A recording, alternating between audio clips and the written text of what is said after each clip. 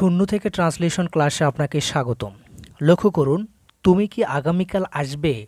এই বাংলা বাক্যটির ইংরেজি ট্রান্সলেশন কিভাবে লিখবেন? এই বাক্যটির ইংরেজি ট্রান্সলেশন লেখার জন্য আমাদের প্রথমে বুঝতে হবে বাক্যটি কোন সময়ে রয়েছে। দেখুন, আসবে তার মানে ভবিষ্যতে রয়েছে। আমরা জানি ফিউচার সিম্পল টেন্সের স্ট্রাকচার হচ্ছে subject plus will plus V1, right? So যেহেতু প্রশ্ন করা হচ্ছে এই জন্য আমাদের উইলটাকে সামনে নিয়ে যেতে হবে। ওকে, তাহলে প্রথমে আমরা লিখি উইল, WILL, উইল। এরপর আমাদের সাবজেক্ট প্রয়োজন। সাবজেক্ট কোনটা? সাবজেক্ট হচ্ছে এই যে তুমি, তুমির জন্য হচ্ছে you, will you. Okay, will you. এখন প্রয়োজন আমাদের ভার্ব। ভার্ব কোনটা? আসবে। আসার ইংরেজি কি? Come. Will you come, COME, come. Will you come. এরপরে কি? কবে আসার কথা বলছে?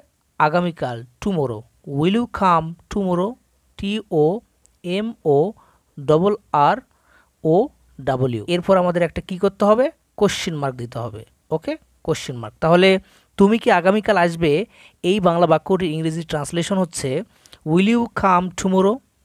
ওকে, পরের বাক্যটি লক্ষ্য করুন, তুমি কি আগামীকাল দেখবে, এই বাংলা বাক্যটির ইংরেজি ট্রান্সলেশন কি হবে? আপনারা কমেন্টে লিখুন।